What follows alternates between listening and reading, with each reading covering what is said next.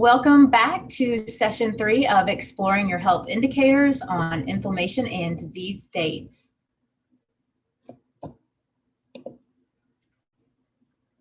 And we do have one more session left in our series of Exploring Your Health Indicators. We have June 8th, and that will be kidneys and thyroid, and we'll have 2 guest speakers that will be, and we may even have them in our participant list today, that'll be joining us to present on June 8th. If you still need to register, feel free to use that link that you see on the slide. Also at the end of the survey, it will redirect you to our landing page, which will also have that registration link available. Today's webinar is brought to you by the University of Florida IFAS Extension, and I'll introduce our webinar team here in just a minute. A quick Zoom feature review. And if you look down at the bottom where that black arrow is pointing up, you'll see that little chat icon. If you don't see it, you may have to click on the 3 dots that says more and to get that chat box to open up. And you have an opportunity to either ask questions, do use the chat feature to provide any feedback. Again, ask questions. You can do a direct message to our panelist or panelist and all participants. Just a quick disclaimer, the information provided is for educational purposes only. Reference to a commercial product does not constitute an endorsement by the webinar team members or the University of Florida IFAS Extension. In today's big webinar team, we've got Marie Eric from Liberty County, Haley Corbett from Columbia County, Angela Hinkle, who's not with us today, but she is part of our team from Escambia County. Hi, I'm Wendy Lynch, and I'm now in St. Johns County. And Dr. Wendy Dahl at the University of Florida, and Julie England. She is our FCS Agent Emeritus. And I'm going to pass it on over to Haley. Good afternoon, everybody. So let's start with just our objectives for today. So in case you forgot, you're here for inflammation and diseases related to that. So we're going to start with just some basic terminology, and then we're going to do a quick overview of your immune system. We're going to talk about what inflammation is and some different types of it. And then we're going to talk about some lab tests that help tell you if you have inflammation and maybe the cause of it. And then we're also going to talk about steps you can do to prevent it or to hopefully slow down or stop the progression of it.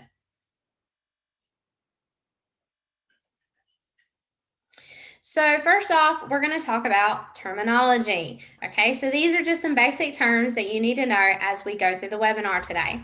The first one is immune system. It's your body's defense to prevent or limit any type of infection or invader into your body.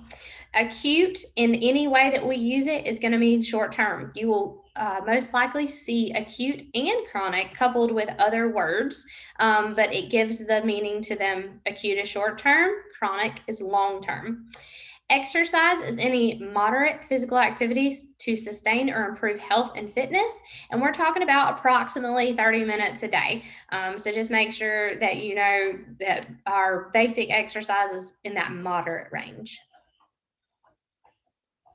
So the first thing we're going to do is just talk about your immune system. So our immune system is our body's defense against anything foreign that comes into our body. It includes a bunch of different things in parts of our body, as you see here, from our lymph nodes to our appendix to our tonsils and our adenoids, our spleen, our Peyer's palate, and it's actually in your intestines, which your intestines is a cool thing because it has these little fingers that kind of reach out inside of it that help us as well. And that's exactly what this is showing, a very specific one in our immune system. And then we also have our bone marrow, which is where our white blood cells are manufactured. And then you also, as everybody talks about, we talk about our lymph nodes a lot, but there's also these things called lymph vessels. And they're all a part of our lymphatic system, which is the major component of our immune system. It has this fluid called lymph that travels through our tissues and helps get rid of the waste products and helps make sure it takes those immune cells to the place that it needs to go. Again, helping us fight. So now we're going to talk about inflammation. And I know you're probably thinking, how in the world do the two relate? Oh, just wait. You're going to find out, okay? Because they walk hand in hand together.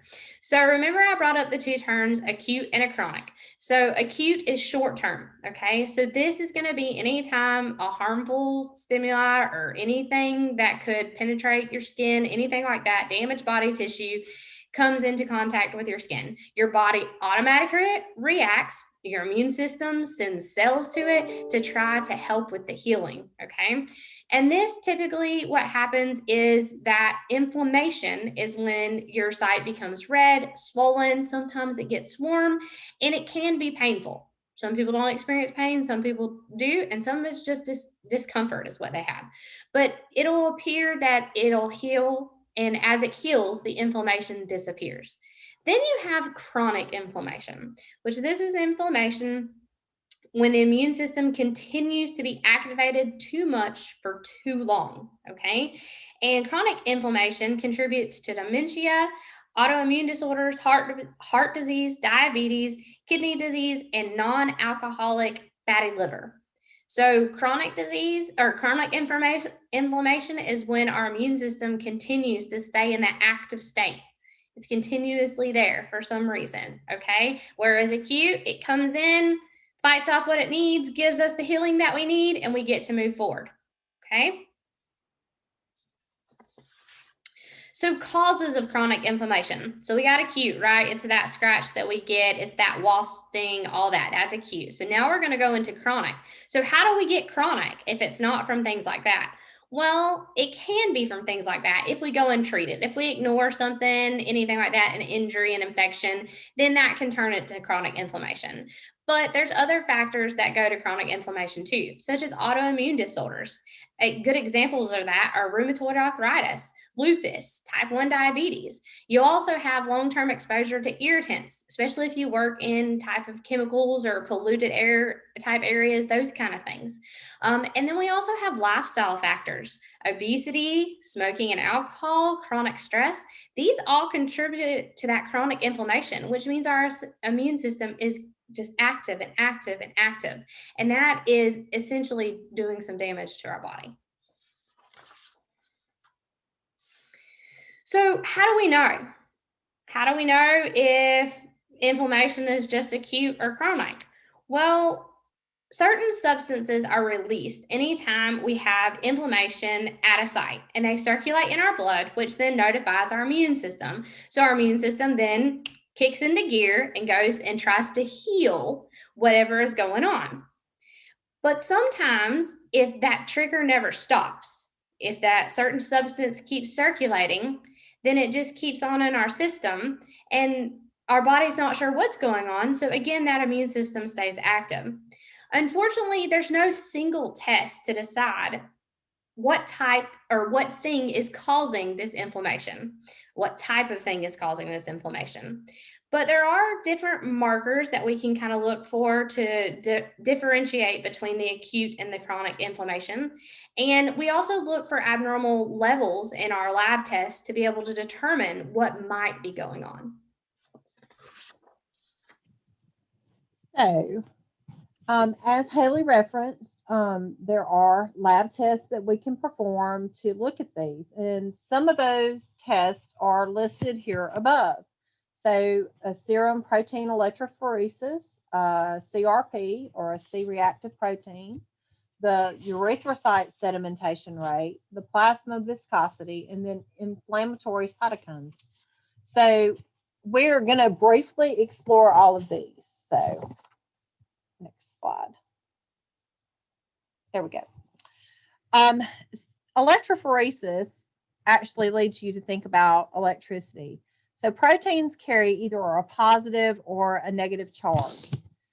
In your blood, the blood serum contains two major proteins, and that's the albumin and then the globulin. So both the albumin and the globulin carry substances throughout your bloodstream. Using protein electrophoresis, these two groups can be separated into some smaller groups, and 5 to be specific. Each one of those 5 groups of proteins have different functions. That includes keeping blood from leaking out of your blood vessels to fighting infections. So too much or too little of these can actually cause problems. So if you're looking at this particular slide, you are looking at the levels here. So each test sometimes can be just a little bit different, and every lab might use a little bit different test, but they always list the parameters on there. Next slide, please, Wendy. All right, so the C-reactive protein, this level is, first off, you're gonna get this protein as it's produced in your liver, which Haley mentioned before, is part of your lymphatic system here. And it can be measured in your blood. So what happens when the CRP increases is it's noting that there's inflammation in your body.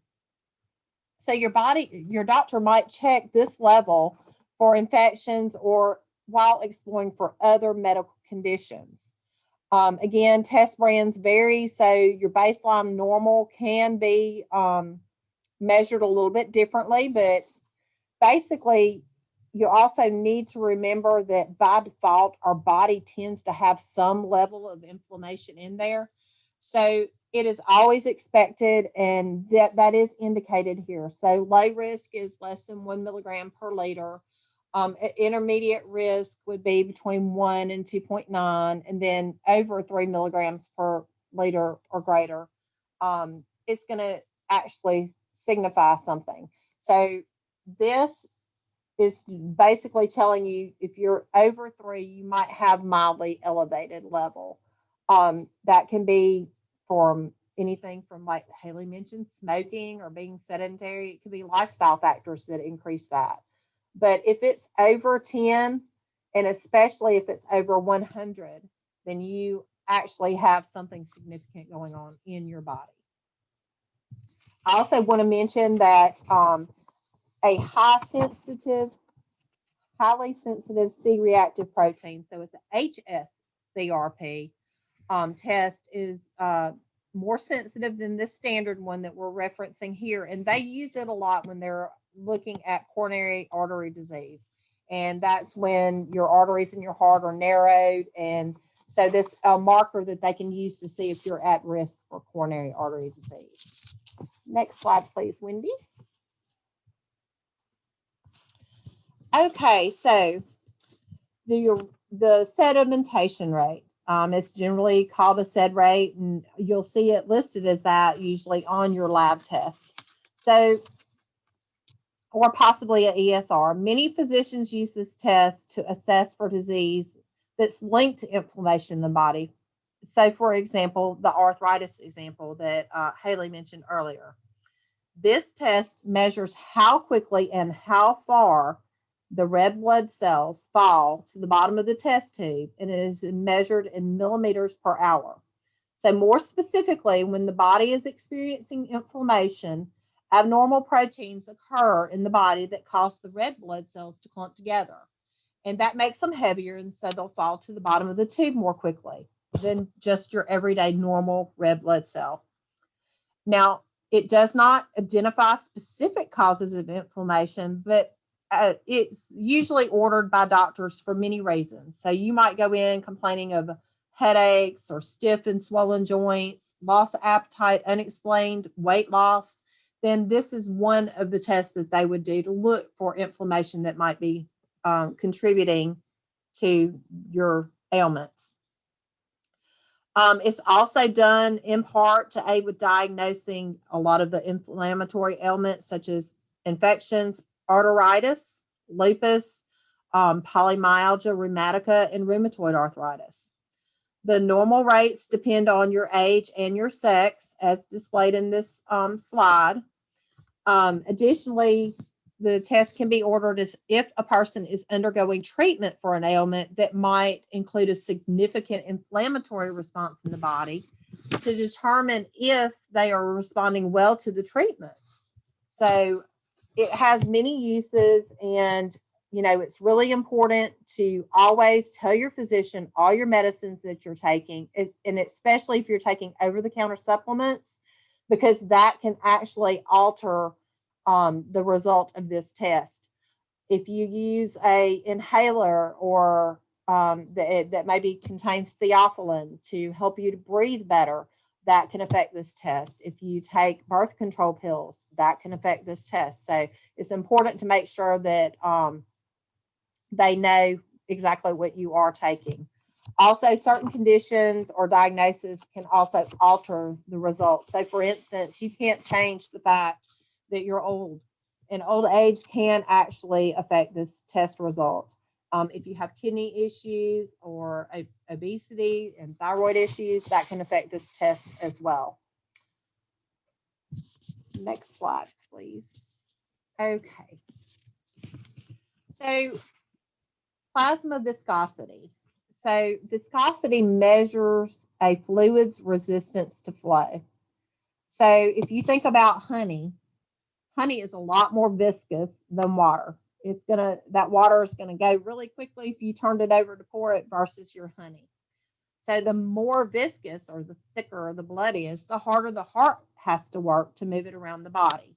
And the more likely it is to form clots inside of arteries or veins. So the plasma viscosity helps physicians to really determine what's going on there. So next slide, please, Wendy. So this is a really good picture of, on the left, you see the plasma, and then you see the little buffy coat, and then you see the red blood cells. Whereas on the right, you see the serum and all the clotted red blood cells at the bottom. So that viscosity demonstrates an acute response to inflammation. So the proteins and the fibrogen are stimulated by that infection that's causing the inflammation. Blood plasma is the liquid part of the blood versus the blood serum that is the fluid, but it just results after the clotting has occurred. So once all those red blood cells clot together and just drop down, that's just the liquid that you have left. So that difference comes down to fibrogen or clotting that's present in that clear liquid. The main job of your plasma is to transport blood cells throughout your body along with the nutrients, waste products, your antibodies, clotting proteins, all your chemical messengers like your hormones, and proteins that help maintain the body's fluid balance. So if your blood viscosity is increased by elevated concentrations of acute phase proteins and inflammation, this increases your blood viscosity. So that makes those red blood cells kind of aggregate. All right. Next slide. So the next inflammation marker we're going to review is the inflammatory cytokines. And just as a reference, cytokines, as described by the National Institute of Health, are small secreted proteins released by the cells that have a specific effect on the interactions and communication between cells. And the two inflammatory cytokines I'd like to highlight today are going to be interleukin-6 or IL-6 and tumor necrosis factor alpha or TNF alpha. And for both of these inflammatory cytokines, IL-6 and TNF alpha, you may see elevated levels in these markers regardless of if the inflammation is acute or chronic. Elevated levels indicate an inflammatory response, like they've mentioned previously, and which is helpful for healing when you have an injury or a severe infection. But on the other hand, if you're not injured, nor do you have an infection, this may be an indicator of chronic inflammation. The normal IL-6 levels are going to range between the 0 to 1.8 picograms per milliliter. And for TNF alpha, the range is between 0 to 2.8. And if you notice in that chat bubble on the side of the slide, it mentions that high intensity exercise can increase inflammatory markers. But keep in mind that this inflammation is important for our body to repair itself after exercise. So here's my favorite part. What are the modifiable steps that you can take to keep your inflammatory markers in check? And you may start to see quite the pattern from previous sessions. And first up is eating a healthy diet. The typical American diet is low in fruits, veggies, and whole grains. And according to several studies, this type of diet may alter our gut health and function, which can lead to intestinal as well as immune changes and potentially chronic inflammation. Some of the dietary patterns that you could choose is a plant-based dietary pattern. And I'm at the end of the survey, you'll go to that landing page and I've put in a few links. We've got some plant-based recordings from previous sessions that we've done on plant-based eating. Last week, we mentioned the DASH diet, the dietary approaches to stop hypertension, or 2 weeks ago. And also the Mediterranean diet, which we can also include some information for you on that landing page. Next is keeping up with our daily physical activity. And Haley mentioned about 30 minutes of exercise a day, or aiming for that 150 minutes of moderate intensity activity each week. And a fun little trivia from the National Institute of Health. So when our skeletal muscles contract, they release proteins that reduce inflammation throughout the body. So also from the previous slide, I mentioned about inflammation. So post-moderate intensity exercise is normal for our bodies to repair, and it's consistent physical activity with appropriate recovery time, so not super intense activity, that's going to provide our bodies with that anti-inflammatory effects.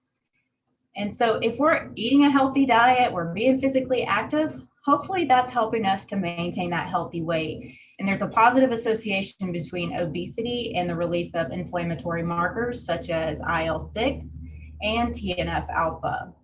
Another important step you can take is to stop smoking. So smoking causes an immune response, including increased levels of inflammatory markers. And I encourage you guys to reach out to your local health department to see if they have a smoking cessation program. If you do smoke, they're typically free and have tons of resources. Another step you can take is reducing chronic stress. So stress triggers inflammation. And so with our chronic stress, think about some things that you can do to reduce stress. So we've got different breathing techniques, exercise, and eating a healthy diet helps reduce stress. Practicing self-care. Maybe you want to take a hot bath or get a massage or just some alone time. And then also potentially social support to help keep your stress in check. And again, I'm going to drop in the link in that landing page, plant-powered meals, as well as another webinar that we held, which was Sleep More, Stress Less. And we'll have those available to you in that landing page. And so today we've reviewed inflammation and your health indicators. Haley gave a brief highlight of the immune system in terms to be familiar with, as well as causes of chronic inflammation. And Marie went through several inflammation markers and different levels for each marker. And we wrapped up with some modifiable steps that you can take to reduce your risk of inflammation. And again, we're going to send a brief survey following today's session. And I just wanted to say a huge thank you to all of you for completing the surveys. We've had such an amazing response rate, and we're just really grateful for your time and assistance to complete them. And just some resources from today's webinar. And with that, we're going to go ahead and stop the recording and take some Q&A.